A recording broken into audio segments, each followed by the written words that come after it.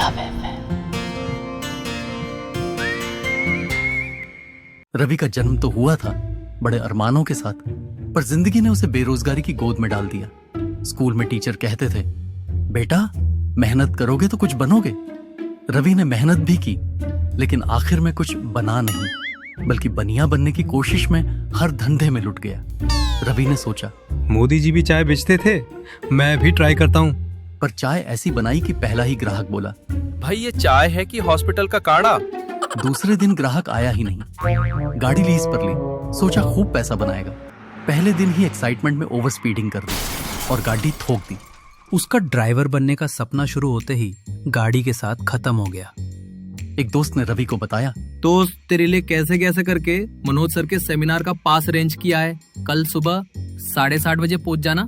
अगर जिंदगी में कुछ करना चाहते हो तो बस 3 लोगों को जोड़कर पैसे अपने आप बढ़ते जाएंगे। रवि पूरे गांव के रिश्तेदारों को जोड़ लाया, लेकिन बाद में पता चला कि स्कीम तो एक स्कैम निकली। मेरा पूरा खानदान कर्जे में है और मुझे गालियां दे रहा है। कॉलेज में जब सबके पास गर्लफ्रेंड थी, रवि ने भी सोचा कि एक पटाएगा। तू इतनी सुंदर है, मैं तेरा फ्यूचर पति बन सकता हूँ। सपने देखने के पैसे नहीं लगते, मगर तेरा चेहरा देख के ही ऐसा लगता है कि तेरा खानदान ही 7 जन्मों से गरीब है। तू मेरा पति तो क्या, मैं तो तुझे अपना भाई भी नहीं बना सकती। इस तरह रवि का ब्रेकअप होने से पहले ही रवि सिंगल हो गया। रवि अपनी जिंदगी के सबसे बुरे दौर से गुजर रहा था।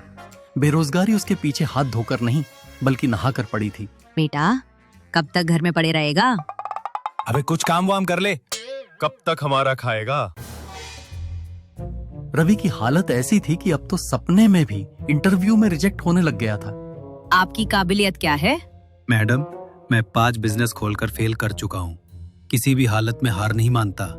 सॉरी, हमें ऐसे टैलेंटेड लोग नहीं चाहिए। और रवि सपने में भी रिजेक्ट हो जाता है। भगवान अब कोई जॉब दिला दे, भले ही कुत्ते टहलाने वाली हो। रवि चाय के ठेले पर बैठकर अपने हालातों पर रो ही रहा था कि तभी उसके परम मित्र पिंटू की एंट्री हुई। भाई क्या हाल बना रखा है? भाई हाल चाल छोड़, अब लग रहा है कि दुनिया में मेरा कोई काम ही नहीं। अबे इतना डिप्रेशन में मत जा। सच बता भाई, क्या मेरे लिए कोई नौकरी बची है?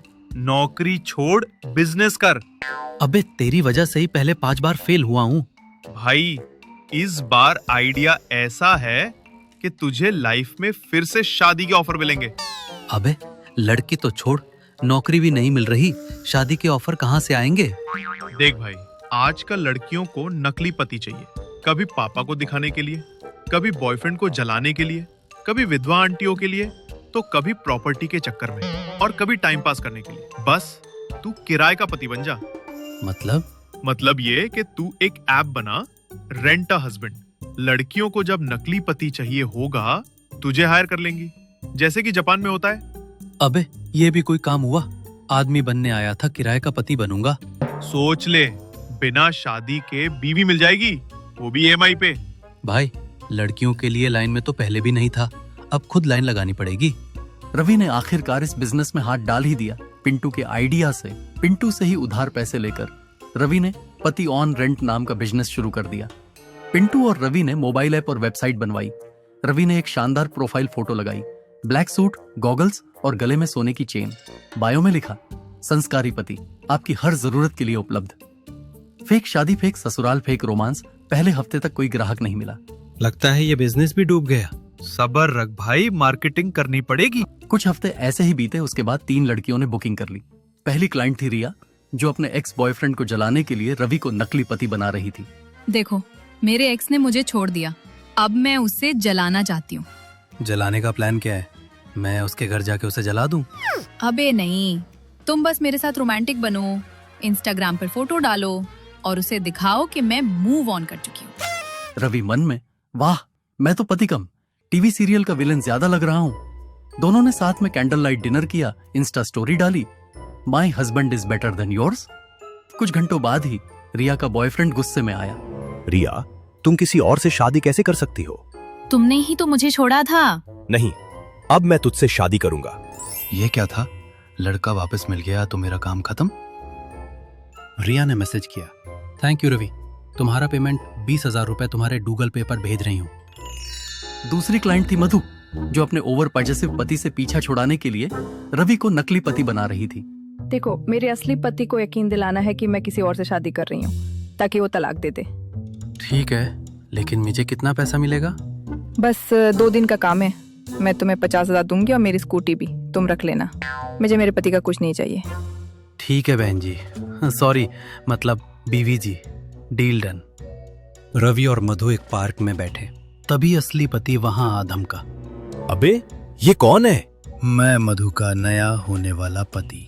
अच्छा, तो इतने दिनों से यहाँ मुंह काला कर रही थी तू मधु, और ये भिखारी के साथ सो रही थी। अबे ये कैसा सवाल है? अब मेरा पीछा छोड़ दो। ठीक है, मैं तलाक दे दूंगा, पर एक शर्त पर। कौन सी शर्त? मैंने सब कुछ तो तुम्हें दिया है। जो तुम्हारा 2 BHK फ्लैट है वो मेरे नाम कर दो, मैं तुम्हें तलाक दे दूंगा। ठीक है, और बच्चे मेरे पास रहेंगे।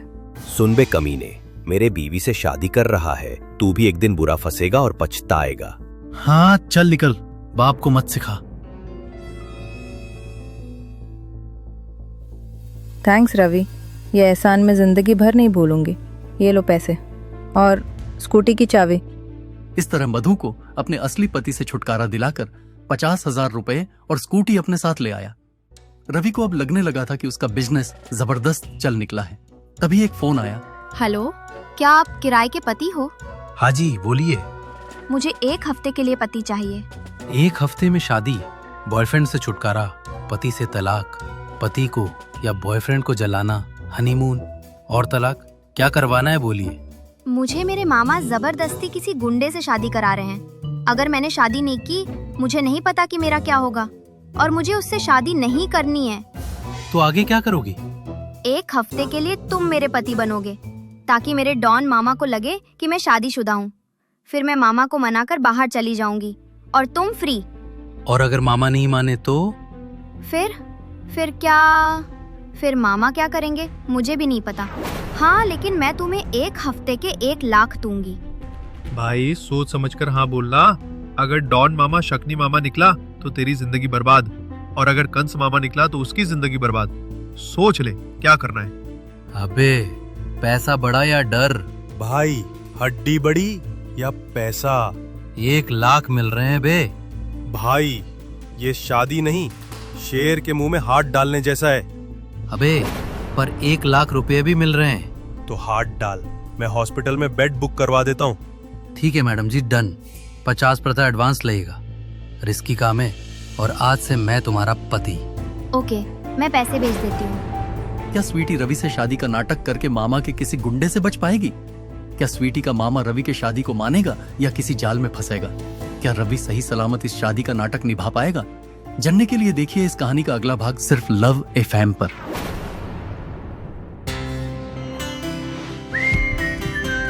लव